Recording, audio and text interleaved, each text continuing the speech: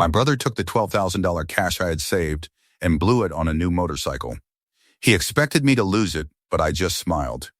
Then Mom walked in and asked, "Where's the $12,000 Dad gave you for his surgery bill?" My brother went pale. The bag was light. That was what I noticed first.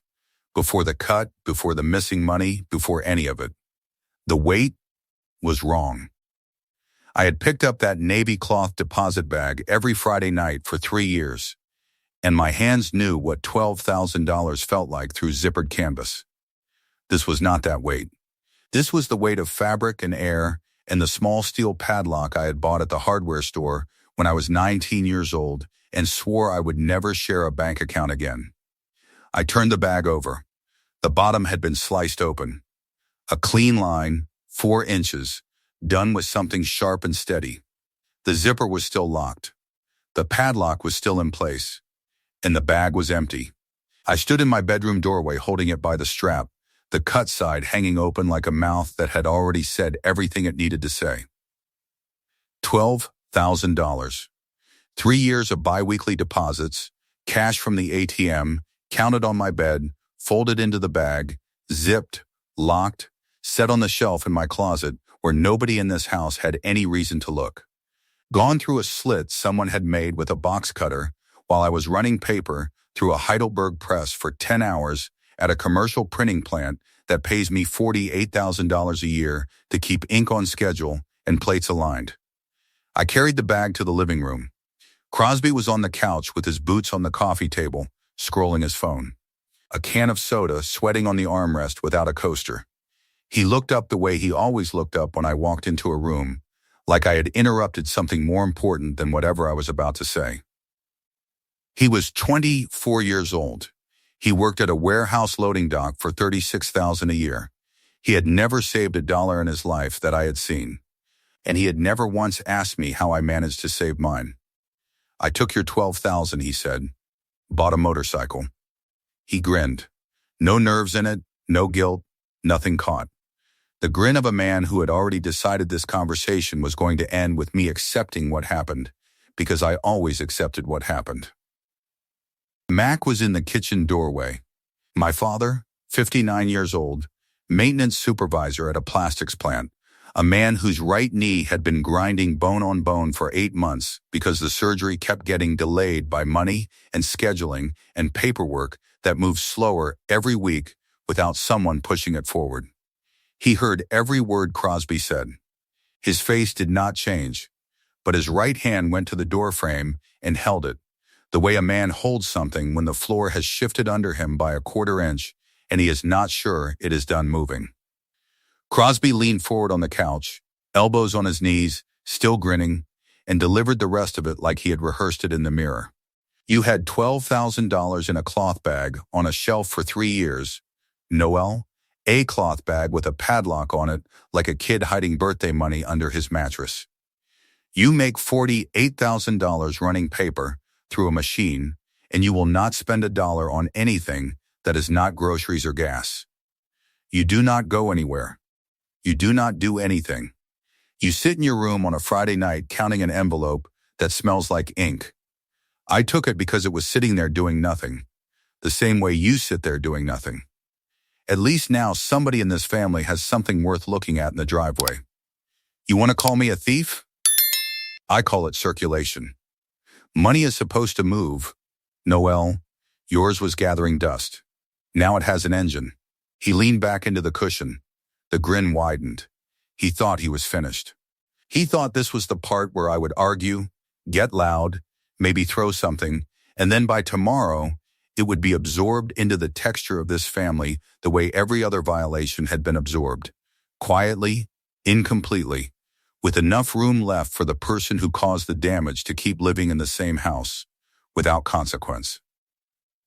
My voice stayed level. My hands stayed at my sides. Correcting Crosby in the moment had never changed a single outcome in 24 years of being his brother, so I did not bother telling him he was wrong. Instead, I smiled.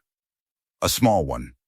It did not reach my eyes because it was not connected to happiness. It was connected to a decision that had just finished forming, the way a key finishes turning and the bolt slides home, and the door is locked from the inside.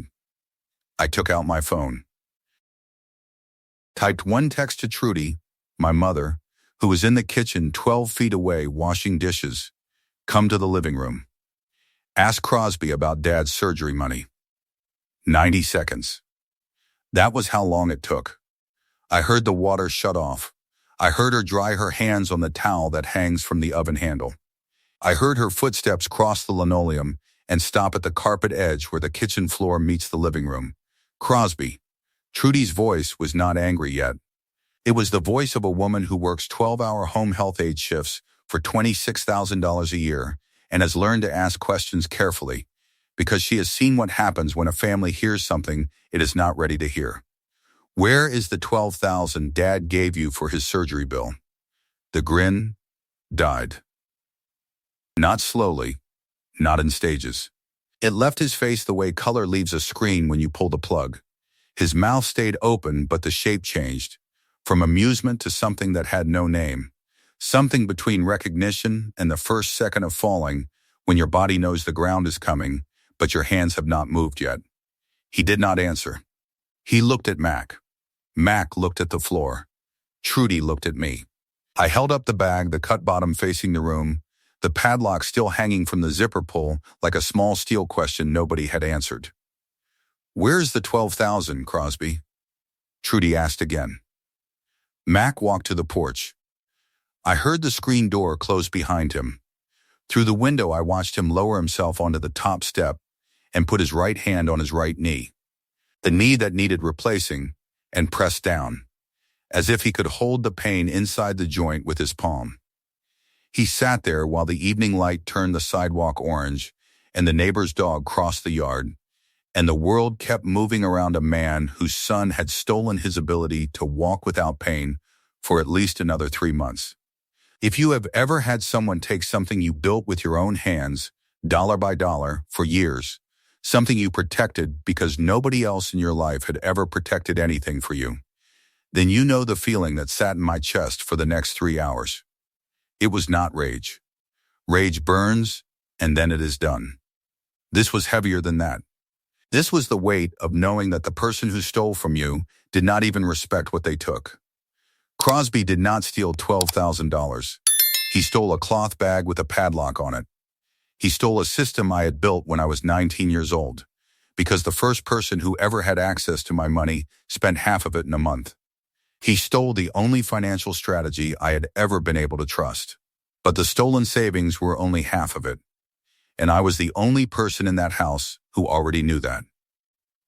3 days before the theft, I had been walking down the hallway toward the bathroom when I heard Trudy's voice from the kitchen. She was talking to Mac. I could see the edge of her shoulder through the doorway, but I did not stop. I kept walking, and I listened. Did Crosby deposit the surgery money yet? Mac had answered from the table. He said he would do it this week. I kept walking, kept my mouth shut and my feet moving. Filed what I had heard in the same place I file everything in this family. The quiet part of my brain that watches and waits and does not speak until speaking is the only thing left to do. At the time, it was just information. A question from a mother about a task her son had been given. 3 days later, the information became the second half of a crime. I kept cash in a bag on a shelf because my first paycheck went into a bank account I shared with my mother. And within a month, half of it was spent on things I did not buy. I was 19. I asked about it once, sitting at the kitchen table after work, my hands still smelling like solvent from the press room. Trudy said she did not remember the charges. She said it was probably a billing error. I looked at the statement. 3 charges at a clothing store in the mall. 2 at a restaurant I had never been to. 1 at a gas station on the other side of town. I did not ask again. I went to the hardware store the next day and bought a navy cloth deposit bag with a zipper and a small steel padlock. I have been filling it every 2 weeks for 9 years. The shelf in my bedroom closet. The routine was always the same. Payday, ATM, my bedroom, bills laid flat, counted, folded, zipped, locked. The canvas smelled like the ink on my hands, because I worked with ink 5 days a week and never washed it. It was not a mature system. It was not a smart system. It was the system I built when nobody else in this house could be trusted with my money. I was right about the system. I was wrong about who I needed to protect it from. That Saturday at 5, after Crosby had gone quiet, and Mac had come inside from the porch without speaking, and Trudy had closed her bedroom door, I drove to the printing plant. My shift was over, but I needed to be somewhere that did not share a hallway with the person who had cut open my bag. Rena was still in the break room, finishing a cup at the corner table. Her press technician's coveralls unzipped to the waist and tied at her hips the way she always wore them after end of shift. She had been at the plant 2 years longer than me, and she ran the press on line B so cleanly that the supervisors left her alone. She saw my face before I sat down. "What happened?" I told her. The empty shelf, the cut canvas, the locked zipper that had protected nothing. Crosby's line about circulation and dust in engines, the motorcycle in the driveway, the 12,000 gone. Rena set her cup down on the table. Not hard. Deliberately, the way someone sets something down when they want their hands free for what they are about to say. "He cut your bag open from the bottom so you would not see the zipper was still locked. That is not stealing on impulse. That is stealing with a plan and a box cutter. He said my money was sitting there doing nothing. Your money was sitting there because you put it there every 2 weeks for 3 years. His money sat in a credit card company's account growing interest. Your bag had a padlock. His debt had a minimum payment. Tell me which one was doing nothing." I sat with that for a minute. Rena did not fill the silence. She picked up her cup and took a sip and looked at me over the rim the way a person looks at someone they have worked beside long enough to know when the quiet is thinking and when the quiet is giving up. This was thinking. "There is something else," I said. 3 days before he cut it open, my father gave him $12,000 cash to deposit at the hospital for knee surgery. He did not deposit it. He used it to pay off a credit card. Rena set the cup down again, this time harder. "Your father's surgery money. His knee has been grinding for 8 months. He handed the cash to Crosby because Crosby said he would take care of it. And instead of depositing $12,000 at a hospital so his own father could walk without pain, he used it to zero out a credit card and then stole your savings for a motorcycle." She shook her head. Not in disbelief.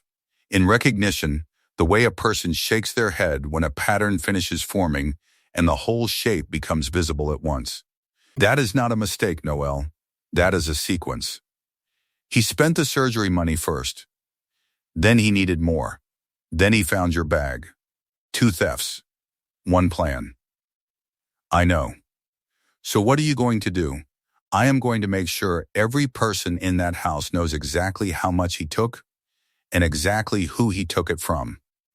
And then I am going to file a police report. Because $12,000 stolen from a residence is not a family discussion. It is a felony." Rena nodded. She did not try to talk me out of it. She did not say maybe you should wait or maybe you should talk to him first. She picked up her cup, finished the last of her coffee, and said, "Good." I almost hit him. When Crosby said that line about circulation, when he leaned back into the cushion like he had just explained economics to a child, my vision narrowed and my weight shifted forward and I almost crossed the room and put him on the floor. But the weight in my left hand stopped me. The cut canvas, the fabric folding where money used to be. Hitting Crosby would have cost more than $12,000 in assault charges, court dates, and a record that would follow me into every job application for the rest of my life. Holding the evidence cost nothing and proved everything. If you are still here and you have ever saved something for years only to have someone take it in an afternoon, make sure you subscribe to Betrayal Unfolded and hit the notification bell, because this story is not even close to finished. I drove home, sat on my bed, and opened my laptop. Saturday night. I filed a police report online, non-emergency, theft and larceny, $12,000 stolen from my residence. I uploaded 4 photographs, the locked zipper, the cut bottom, the shelf, the empty interior. I wrote a description of what Crosby had said in front of Mac, including the word circulation and the word engine and the word dust. I received a case number. I wrote it on a sticky note and put it inside my wallet behind my license, where I would not lose it and Crosby would not see it. Sunday morning, I made 3 phone calls. Each one was a nail. Each nail went into a different board. And each board was holding up a different part of the story Crosby had told this family about who he was. The first call was to the hospital billing office. I identified myself, gave Mac's name and date of birth, explained I was family coordinating the surgery copay, and wanted to confirm the deposit had been received. The woman on the line pulled it up. Her keyboard clicked 4 times. Then a pause that lasted longer than it should have for a routine balance inquiry. "No payment received for that account, sir." I asked her to say it again. She did, slower this time, the way people repeat bad news when they can hear the silence on the other end and know what it means. $12,000 entrusted to Crosby for deposit. Status, unpaid. No record of any attempt. The line went quiet after she confirmed it, and in that quiet I could hear the sound of a fact becoming permanent. The second call was to Route 11 Power Sports, the motorcycle dealer 30 minutes south on the state highway. I told the salesman I was calling about a recent purchase and gave Crosby's name. He pulled it up. 18,000. 12 cash, 6 on a card. I paused. 18,000. Not 12. Whose card? A woman's. Elva something. The salesman offered to pull the full receipt. I told him I had what I needed. Elva had lent Crosby $6,000. She thought it was combining with his own savings for the motorcycle. She did not know the $12,000 was stolen. She thought Crosby had earned it. She believed the motorcycle was a celebration of discipline, 2 people pooling their money for something worth having. It was a crime scene with a chrome finish and a dealer sticker. The third call went to Baird's voicemail. Civil attorney, 46, recommended by Rena's brother. I left a short message.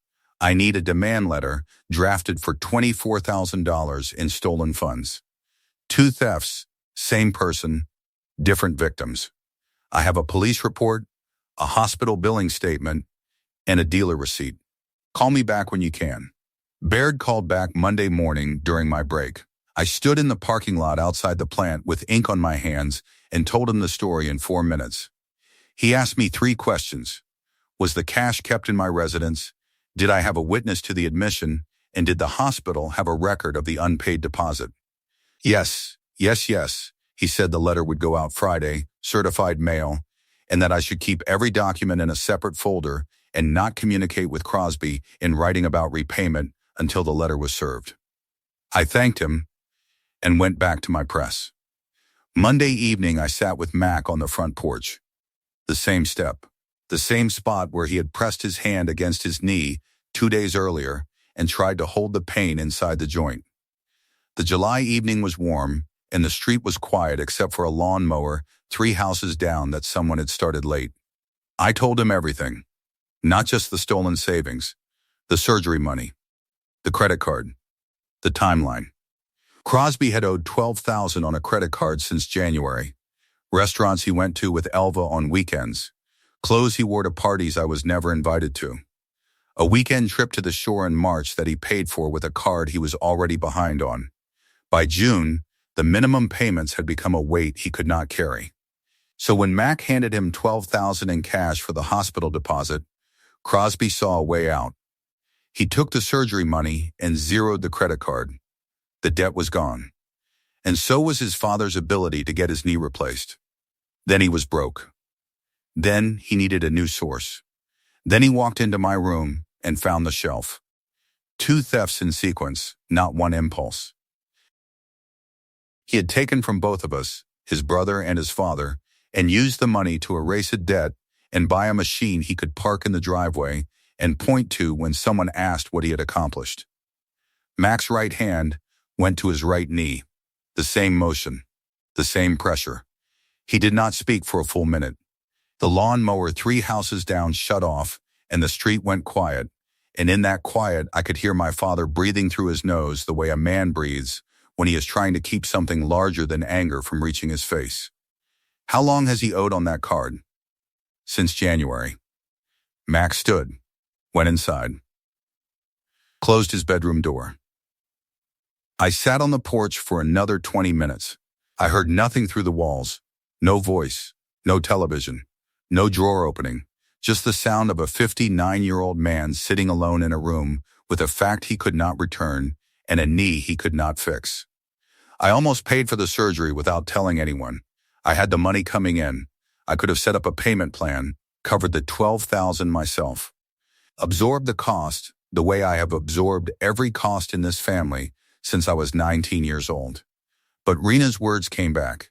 That is not stealing on impulse. That is stealing with a plan and a box cutter. If Crosby had planned this, if he had cleared the credit card with surgery money first and then calculated that I was the next available source, then absorbing the cost in silence was not generosity. It was permission. It was a sign on the door that said, take what you need. The man inside will not stop you. If this story is making you think of someone who took from the people who trusted them most, hit like and share this with someone who needs to hear it. This is Betrayal Unfolded, and the confrontation is coming. Wednesday evening, day 4. I texted Crosby at noon, come to the house at 6. We need to talk about the money. He showed up at 6:15. The extra 15 minutes were deliberate. The way everything Crosby did was calibrated to tell you that your schedule was not his priority. He walked through the front door in a clean shirt and boots. The same boots he had rested on the coffee table Saturday when he told me my money was gathering dust. The living room was different now. Mac was in the armchair by the window, arms crossed, jaw set. He had not spoken to Crosby since Monday. Trudy stood in the kitchen doorway with a dish towel over her shoulder. I sat at the dining table with the bag between us, cut side up, the padlock still hanging from the zipper pull. Crosby sat down across from me. He looked at the cut canvas between us. He looked at Mac. He looked at Trudy. What is this? An intervention? The question hung in the air unanswered. I started talking instead, steady and level, laying it out the way I run a press at the plant, one sheet at a time, aligned, registered. No skips, no smears. $12,000. 3 years of saving. You cut it open from the bottom so I would not see the zipper was still locked.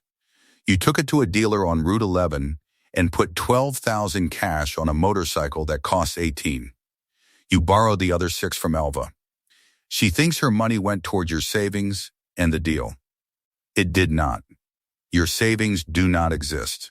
3 weeks before you touched my savings, Dad gave you $12,000 cash to deposit at the hospital for his knee surgery. That money is gone. You did not pay the hospital. You used it to clear a $12,000 credit card bill you have been hiding from this family since January. Restaurants, clothes, a weekend at the shore. $12,000 in debt cleared with your father's surgery fund. Then you were broke, so you stole from me. $24,000 from 2 people who trusted you. One of them is your brother. The other one cannot walk down the stairs without holding the railing. The motorcycle is in the driveway. The surgery is not scheduled. The police report is. Crosby's mouth opened. Nothing came out for 3 seconds. Then, you filed a police report? On your own brother? You stole $12,000 from my bedroom. That is larceny. I told you I would pay you back. You did not say that Saturday. Saturday you said my money was gathering dust and now it has an engine. You said I sit in my room on Friday nights counting envelopes that smell like ink. Crosby looked at Mac again. Mac did not move. Did not uncross his arms. Did not open his mouth. The alliance Crosby was searching for, the one that had been there his entire life, the look that said it is fine, we will sort it out, was not there. The space where it used to be was the emptiest thing in the room. The credit card was a mistake. I got in over my head. I was going to pay Dad back from my next few checks. Your next few checks at $36,000 a year were going to cover $12,000 you already spent. When? In what month? I have a plan. Your plan was my shelf. Trudy's hand went to the door frame, not for balance, for something solid to hold while she stood in the space between two sons who were no longer the same kind of family they had been a week ago. Her face held the expression of a woman who had asked one question in the living room on Saturday and received an answer that was still expanding, still getting worse, still revealing rooms she had not known existed. You said my money was sitting there, doing nothing. I leaned forward. My money was sitting there because I earned it and I kept it. Your money sat in Dad's surgery account for 3 weeks before you emptied it into a credit card statement. The bag gathered dust. The surgery fund gathered your fingerprints. This is between us, Crosby said. His voice had dropped. The grin from Saturday was gone, and something smaller had replaced it, something that looked less like confidence and more like a man trying to find the edges of a room that no longer had walls. You did not need to involve lawyers and police and drag Mom and Dad into this. You dragged Dad into it when you spent his surgery money. You dragged Mom into it when you lied about depositing it. You dragged Elva into it when you borrowed $6,000 against stolen cash. Elva knew what she was doing. She wanted the bike too. Elva lent you $6,000 because she thought you had $12,000 of your own. She did not know the cash came from my bedroom shelf. She did not know the man she was helping buy a motorcycle had spent his own father's surgery fund on restaurant tabs and a weekend at the shore. She thought she was dating a man who could save money. She was dating a man who steals it. Crosby's hands went flat on the table. His fingers spread, the gesture of a man looking for something to push against, something solid that would push back and give him leverage. Nothing pushed back. Crosby tried once more. His voice cracked on the first word and he cleared his throat and started again. Quieter, I was going to fix all of it. I had a plan. Sell the bike, pay back Dad, pay back you, square things with Elva. I just needed time. You had time. You had 3 weeks between spending the surgery money and cutting into my savings. You did not use that time to fix anything. You used it to find the next person to steal from. I stood up from the chair. This is the last dollar anyone in this family hands you without a receipt and a repayment date. The savings are gone. Dad's surgery fund is gone. Elva's $6,000 is gone. I am paying the hospital myself. Installments, my name, my account. You do not touch it. You do not call the hospital. You do not tell anyone you are handling it. Baird delivers the demand letter Friday. $24,000. 30 days. Crosby's last attempt came the way I expected it. Small and desperate and shaped like the one card he thought he still had left. I will sell the bike. I will sell it this week. I will get 15 for it, maybe 14. I will pay you back. I will pay Dad back. Just do not file. Just give me a week. The report was filed before you got home. I set the bag on the table between us. The cut bottom faced him.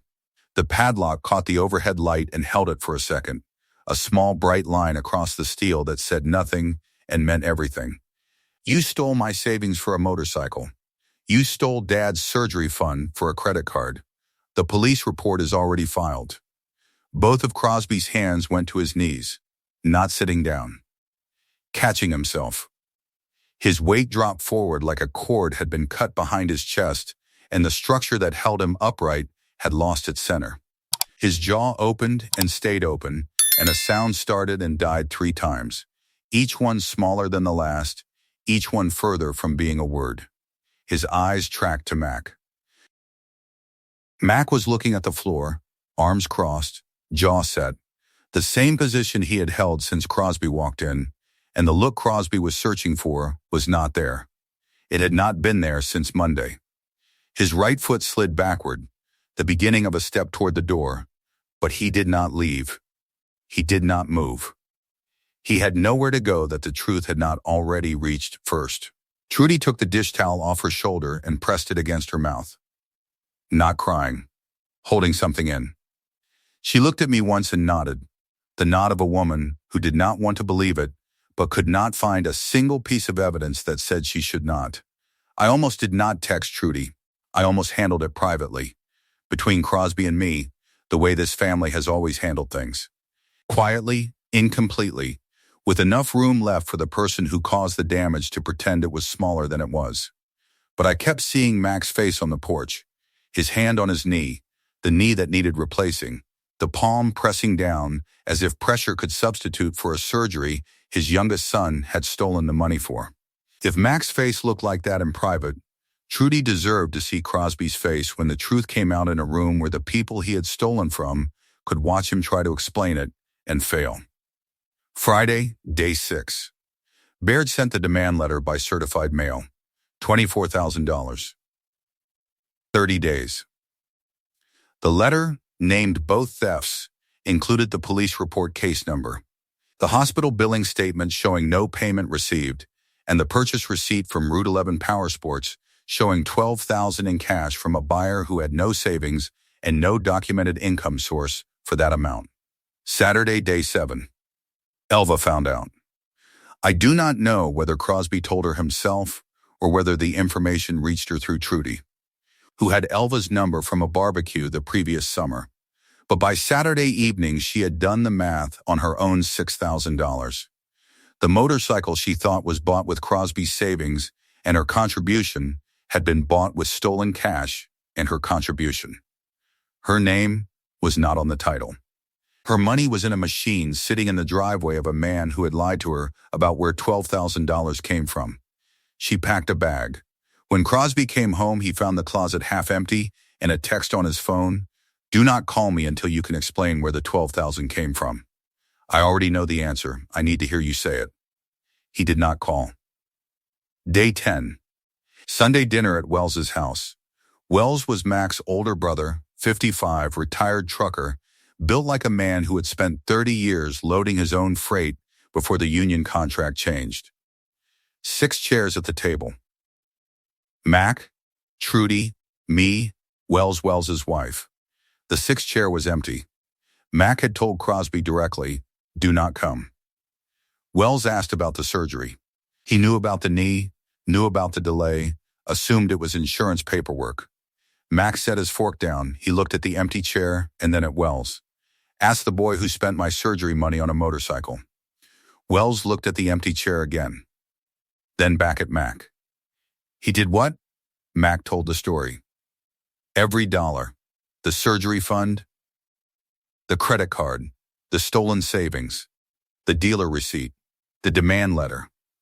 Wells listened without interrupting, his hands flat on the table, his dinner untouched, the kind of stillness that a big man holds when he is building a response he intends to deliver once.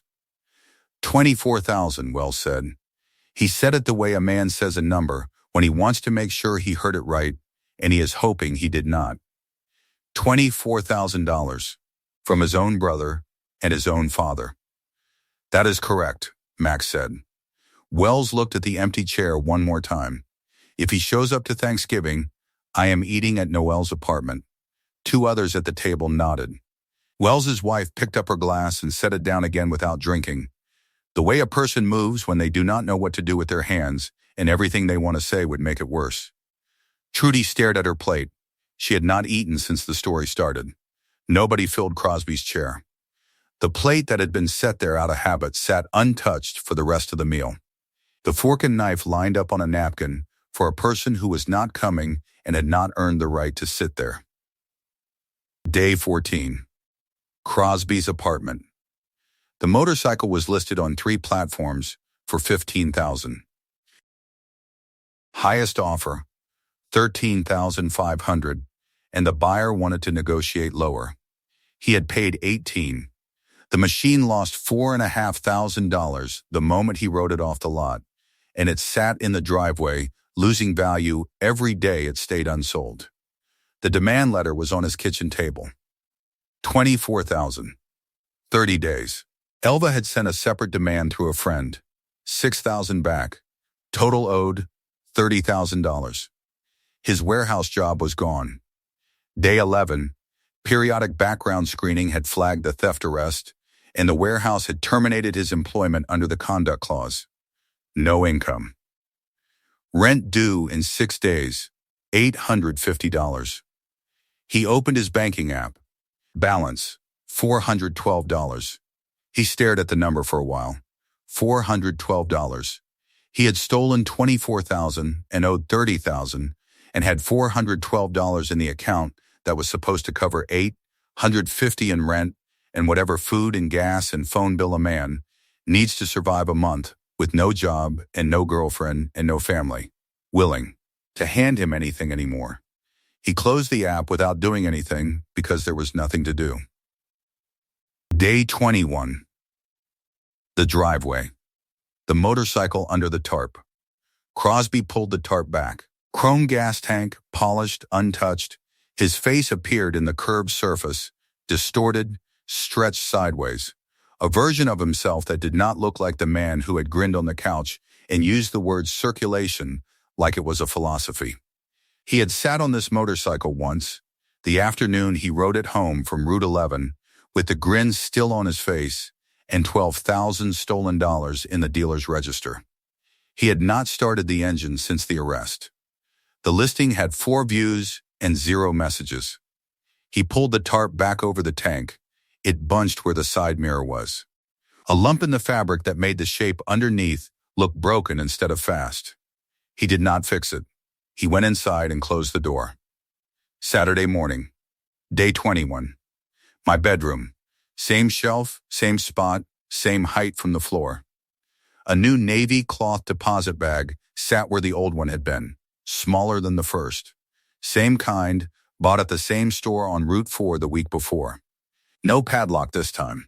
I had changed the bedroom doorknob to a keyed lock instead, the kind with a deadbolt that takes a real key from either side. The padlock had failed because canvas has a bottom and a bottom can be cut. A keyed door does not. I unzipped the new bag, took $200 from the envelope on my dresser, and put it inside. Friday's paycheck, minus rent, minus groceries, minus the $500 I had sent to the hospital that morning. Mac's surgery was on the fridge calendar downstairs, circled in blue marker. August 15th. I had called the billing office myself the week before. Given my name. Set up a payment plan. $500 a month from my checking account. My name. My signature. My responsibility, taken on because the person who was given the responsibility had turned it into a motorcycle and a lie. I zipped it closed and set it on the shelf. $200 is not $12,000. The shelf looked the same. The room looked the same. The morning light came through the window and caught the edge of the zipper, throwing a thin line of light across the wall the way it always did. Everything was in its place except the number, and the number would come back the way it always came back, 2 weeks at a time, counted on the bed, zipped, locked, set on the shelf by the same hands that had always done it. Somewhere across town, Crosby's apartment held a demand letter for $24,000. An empty closet where Elva's clothes used to hang, a bank balance that would not cover rent, a motorcycle under a tarp with 4 views and no buyers, and the silence of a phone that used to ring with her name. His job was gone. His girlfriend was gone. His father would not speak to him. His uncle had banned him from Thanksgiving. And the brother whose money he had called Dust was the one paying for the surgery he had stolen the funds for. On my shelf, $200 sat inside a zipper that did not need a padlock anymore because the door had a lock that could not be cut from the bottom. Monday, I would see Rena in the break room at lunch. She would ask how the surgery scheduling went, and I would tell her August 15th, and she would nod the way she nods when something is handled, without commentary, without praise, just acknowledgement that the work got done by the person who always does the work. Downstairs, the calendar had a date in blue marker. August 15th. The hands that fill it are the same ones that always did. It is smaller this time. The shelf is the same. If this story meant something to you, subscribe to Betrayal Unfolded, hit the bell, and leave a comment telling me whether you would have filed that report before or after the confrontation. I filed it before. I would do it the same way again.